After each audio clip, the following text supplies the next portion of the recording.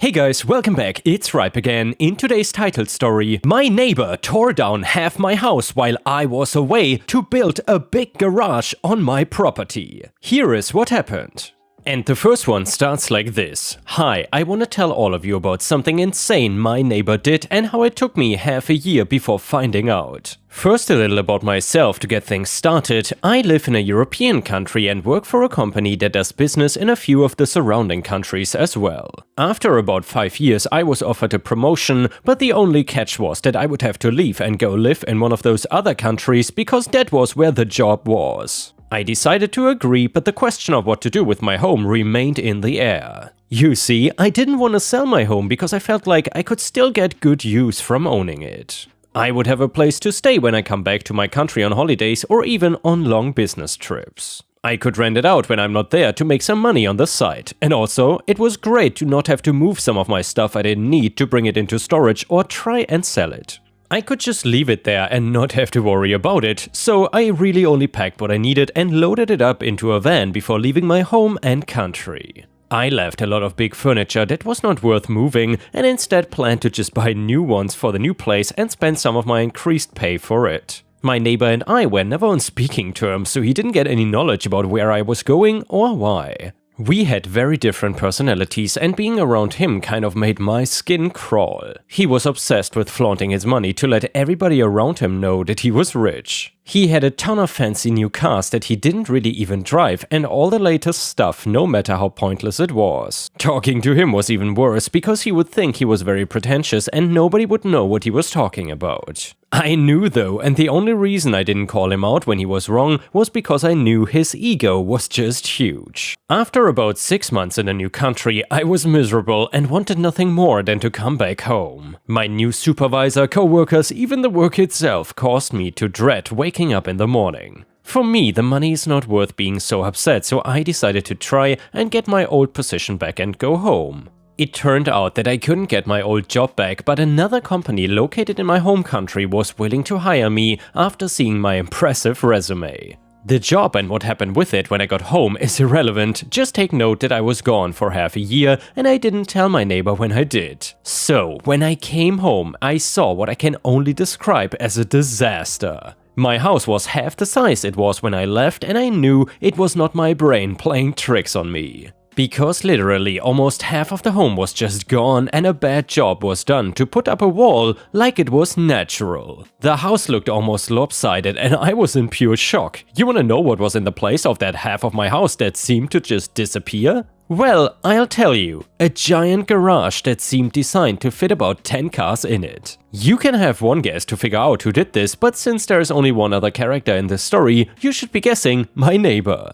I even saw him by his garage and ran up to him freaking out. Me, what happened to my house? Neighbor, I didn't think you were coming back. I figured it was abandoned and you just couldn't find a buyer, so I built a garage to keep all of my cars in it. Me, it's not your property, even if I left. You tore down half of my house and you're acting like you just drove on the grass or something minor. Neighbor, it's not my fault that you decided to leave your house abandoned.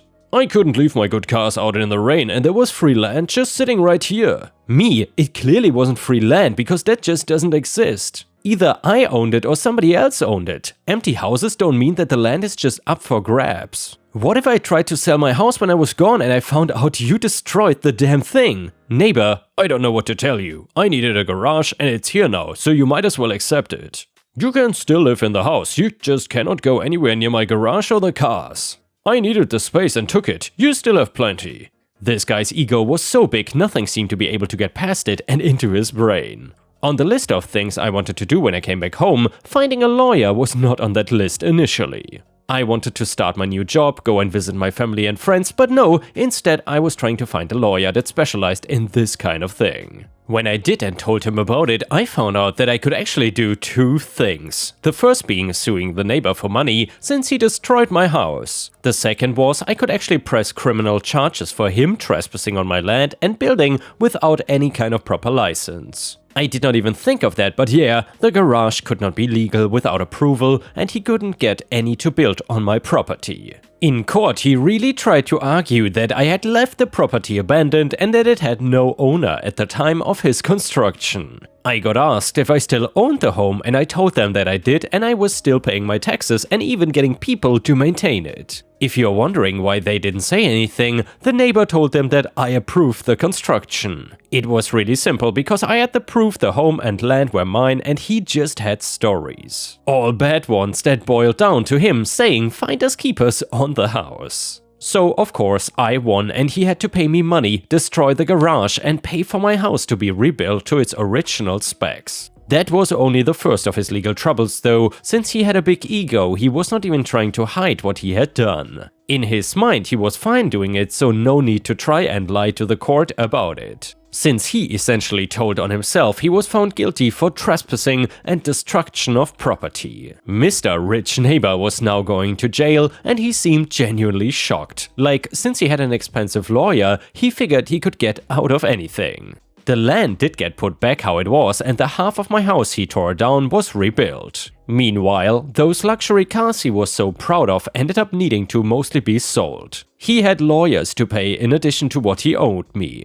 To get that much, he was forced to sell most of those cars and seemed like an angry toddler the entire time he was getting my house repaired. He went to jail soon after. He was trying to appeal and didn't have to wait in jail. He didn't though, and it seemed much quieter without him around. I doubt that I'll ever take a job in another country again, but if I do, I'm making sure my home is being watched over by somebody while I am gone. Just in case there is somebody around as dumb as that neighbor. For anybody wondering why the neighbor needed to sell his luxury cars, well, he was ordered to pay me over $470,000 for all the shenanigans he did with my house and the crimes he committed. Good riddance. And yeah, ripe stars, I would say the neighbor definitely got what he deserved. If you enjoyed the story, please don't forget to like the video and maybe even post some star emojis in the comments if you want to support me. Thank you so much. The next one is titled HOA Revenge Story. So, a handful of years back, a family friend used to live in an HOA. One month, the board sent a notice around that they had voted, without any resident input, to update the aesthetics of the neighborhood and required all street-facing walls to be repainted one of the 3 colors that they had chosen. Naturally, the residents were incensed that their dues would be used for what amounted to a demonstration of power and a vanity project. The HOA claimed the move fell under their authority to preserve the upkeep and maintenance of the neighborhood. However, while actually reading the bylaws to see if the board had the authority to enforce such renovations, one of her neighbors noticed that the HOA could be dissolved if the motion was brought, seconded and approved by some fraction, let's go with 2/3 majority vote of all the residents. So then fast forward to the next month, virtually all of the residents attended, which made the board uneasy because meetings were typically only attended by a handful of people who had specific items of interest they wanted to be present for. The whole crowd sat quietly through the agenda, and when it came time to open up the floor for new motions, her neighbor brought the handbook to the podium and said, paraphrasing, "Neighbor, I motion to dissolve the HOA under Section X, subsection Y, paragraph Z." Family friend, I second that motion. Neighbor, all in favor?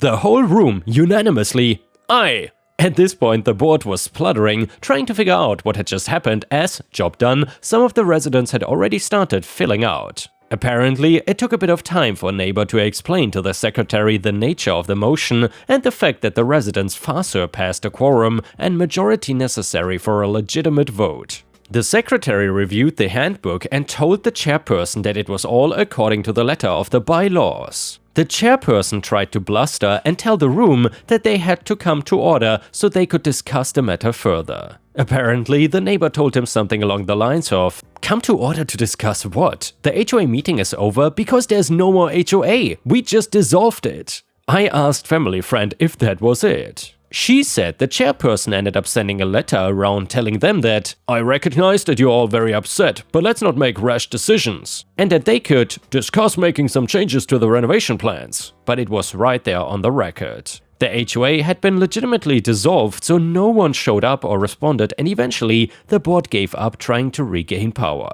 And here, ripe stars, that just shows once again, I guess if you encounter evil, something such as an HOA, it might be worth it to band together with your neighbors against the evil, and eventually you will succeed in defeating it. Of course, it also comes in handy if you know the law and the regulations you are dealing with. Anyway, the next one is titled Fantastic Revenge Story. Very early in my career, I got a job working as a sound and lighting tech at a big music and dance venue in West London. It was a pretty decent job. Wednesday through Saturday we had various themed nights, and most weeks we had various well-known bands come in on the Monday and or Tuesday, bands like UB40, The Jam, The Stranglers, The Thompson Twins, Killing Joke, an epic story in itself although not one of the Revenge, and many others. The venue had for many years a reputation for ballroom dancing. It had the largest sprung maple dance floor in the UK, and the BBC frequently came in to record episodes of Come Dancing, a popular TV show in the 70s and 80s. You could get around 2,500 people in the venue, and when we had concerts, the table around the periphery of the dance floor were removed so we could fill the venue to capacity. Running around all four sides of the rectangular arena was a balcony which had 2 bars, the sound and lighting control room, and importantly, 6 dressing rooms directly about the stage area that was along one of the long arms of the rectangle. Bear in mind that, for what should be obvious reasons, this area was out of bounds to the punters. One of the more interesting regular nights was Wednesday's Over 25s night, an evening that catered to, shall we say, the older fraternity, those dead who cut their teeth socially in the 40s, 50s and 60s and for whom the venue held a certain degree of nostalgia. You would think that these older patrons would know how to conduct themselves. Not a bit of it. There would frequently be punters going handbags at 20 paces with each other, to the endless frustration of the bouncers. On at least 2 occasions I witnessed a couple of old boys who were well into their 60s waving flick knives at each other. There were also quite a few ladies attending who, how can one put this delicately, were less enamored of the terpsichorean arts per se than they were of taking the concept of dancing being the vertical expression of horizontal intent and applying it to a means of gaining a quid pro quo financially. This practice was something of an open secret among the staff, and looking back on the situation, I'm almost certain there was some kind of financial kickback with the senior management who always looked the other way. And so it came to pass, gentle reader, that I am up in the control room one afternoon when the chief electrician pops his head around the door and asks me if I'd been into dressing room 6 recently. Other than checking to see if the bulbs were working, a matter of a few seconds, I said no. He then beckoned me to follow him. Intrigued, I trotted after him and went into dressing room 6, to be confronted by a rather odd sight. There was a large hole in the brickwork on the wall that faced into dressing room 5. Going into dressing room 5, I noticed a large mirror covering said hole. Further examination showed that this was, in fact, a one-way mirror. It took but a moment to make a theoretical connection to the activities of the Wednesday nights. That evening, I approached a couple of my colleagues on the upper bar and asked them to keep an eye on the stage-right entrance to the dressing rooms. Sure enough, they reported seeing couples sneaking into the area, followed shortly thereafter by certain members of senior management. Over the next couple of weeks, I conspired to find myself in the dressing room area, ostensibly to use the access ladder to the roof to go and turn on the extractor fans. And sure enough, the sounds emanating from the 2 dressing rooms left little to the imagination. Put bluntly, the local tarts were pulling clients and taking them up to dressing room 5 while the senior management crowded into number 6 and got their jollies via the one-way mirror. As you might imagine, this intelligence spread rapidly but covertly throughout the entire lower-end staff. In particular, many of the bar staff were female, and they were justifiably outraged at such heinous behavior. We would always get together after work on a Saturday to socialize at someone's house. And so on one particular Saturday we held a council of war. On the following Tuesday we knew that there was gonna be a major gig at the venue, which was pretty much already sold out. Someone then had the bright idea of going on strike. That's right, folks, the entire bar staff and tech crew decided en masse that we would simply not turn up on Tuesday evening. This amounted to a little over 20 people. We knew that they'd normally take money hand over fist at the bars. With no staff to serve the thirsty punters, the venue would therefore be losing some serious coin. Come the aforesaid Tuesday evening, not a single member of the staff showed up. On Wednesday, everyone rocks up to work to be confronted by a furious management. Boy, were they pissed. We learned that it had been an absolute chaos, with the management and a few of the bouncers having to roll up their sleeves and serve behind the bars. Even with this, there was nowhere near enough staff to serve 2,500 people. They lost a fortune in bar sales. We were then all threatened with termination, a somewhat hollow threat as if we had all been booted out there, and then there would be no one to serve or do any work that evening. It was then that we played our trump card. A few days earlier, I had taken the precaution of taking some photos of the offending mirror installation, which also neatly demonstrated the one-way nature of the setup. We gave them an ultimatum: either remove the mirror and block up the hole, or the whole set of photos would be sent to the head office. Where we felt sure the top brass would be very interested in the shenanigans perpetrated by senior management in one of their major venues. We also felt sure that the local police station, literally next door, would express a similar interest in the going-ons. You could almost hear the air leaking out as the management bots visibly deflated right in front of our eyes. In short, our demands were met without question and no one got the sack. A few days later, we found that the head honcho had moved on to pastures new and a new manager had taken over. Final score: venue staff 4 and management 0. And here, Ripe Stars, I gotta say, that was one of the most British stories we have read in the past years. And you know guys, to be fair, I pretty much understood everything in the story, even though there were so many British expressions. But when I looked at the comments in the Reddit thread, so many people had questions because they didn't understand half of the words that OP used. I was very amused to see this as a person that kind of grew up with British English and now pretty much only makes use of American English anymore. Anyway, let me know in the comments what you think about this story. And the next one is a story from r/amIthejerk, forcing him to pay child support. It starts like this. So, my father is a douchebag. When he got my mother pregnant, he wanted her to quit her job and just stay home to be a good little wife and mother. He himself is very well off due to a trust fund, but he does not really need to work. My mother refused and divorced him because of a prenup. She got very little and he moved back to Europe. His parents never knew about me and my mother had a good profession and I never really wanted for anything. My grandma and grandfather, her mom and dad were awesome and I got to spend my summers exploring the wilds of Western Canada with them. My father never paid the child support he should have. Like I said though, it didn't really matter. My mom makes good money and she gave me a great life as a child. So anyway, to the point of this post, I am female 28 getting married. I met the love of my life, male 31, at university, and we've been together for 8 years. He is a wonderful person and he really is my lobster. Sorry, Friends reference. His family is from the same city as my father and they are a huge rambunctious bunch. Because of a lot of intermingled business and personal relationships, my parental grandparents found out about my impending wedding and me, I suppose. They've been in contact and want to come to Canada to meet me and my fiancé, who I guess is a grandson of an acquaintance of theirs. Small world. When they found out that my father had basically abandoned me to fend for myself in this world, that's honestly how they see it, they were pissed off to say the least. It's very funny because we are decidedly upper middle class here. So long story short, they had their lawyer calculate the amount of child support my father should have paid with interest and the cost of my post-secondary education. They then gave me this as a gift. What I didn't know was that it came out of my father's yearly draw on his trust fund. He is furious because it's obviously a sizable amount and it will very much affect his finances for at least the next 2 years. He may need to, GSAP, get a job. He has been contacting me and telling me that his current wife and children will be negatively affected if I don't give him back his money.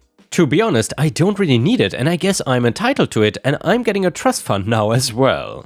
But I really want to pay off any debt my mother may have and make sure that when she retires she can do whatever suits her fancy. So long story short, I'm not giving it back. Am I the jerk for this? Edit to answer some questions. Number 1, my half-siblings will not really be affected. They have trust funds set up already and their tuitions and fees and stuff are covered. My grandparents' family set these up when the baby was born. One of the reasons my father is upset is because since he didn't bother to tell his parents about me, they didn't set this up. They have since taken a good chunk of his trust fund and used it to set up mine. Realistically, the principal being separated 28 years ago would have left him in the exact same position. Number 3, my mom was working on getting her PhD so she could help kids with a certain condition. That's what he wanted her to walk away from. My grandparents have sent me pictures of my family there. The coolest thing is that my grandfather looks like the granddad from The Parent Trap. Number 5. My mom never remarried, but she has had a special friend since I was 5. He is amazing and taught me to swear in Colombian Spanish. Edit again. I just had lunch with my mom. Apparently she has no debt like at all. I guess she did literally write the book about the treatment for the kids she works with. She does okay for herself. I never really thought about it. We decided that what would be best is to set up a scholarship for people who want to go into her field of study. Since I'm now a trustafarian, I can afford to do this. I'm however going to book her and her friend a trip for after my wedding. And I'm gonna pay off my car. By the way, my half-brother has posted about this too. He has a slightly different viewpoint than myself. He is not in any way coming after myself or my mother. If you comment there, keep in mind he's a young man who is disillusioned with his father. And yeah, Ripe Stars, I am so curious about what you have to say in this situation. Do you think that OP is the a-hole or not? Let us know about your opinion in the comments. Additionally, we will read some comments from Reddit. The first one, not the a-hole, he should have been paying it all along and your grandparents sound badass. Comment 2, not the a-hole, your grandparents won't accept it back anyway. It's your grandparents' money to use however they wish. They've decided to gift it to their grandchild and not their lazy ass son. Tell him this is between him and his parents. Comment number 3, not the a-hole, they gave it freely, it's yours. If they were able to give it, it wasn't his money to control where it goes anyway. That's how a trust works. And with this, we have reached the end of the video. However, if you cannot get enough of my content, please check out my endless playlist, where you can find thousands of hours of content. In addition, please don't forget to subscribe to my channel to not miss any of my daily uploads. Thank you so much in advance, and I hope to see you again tomorrow.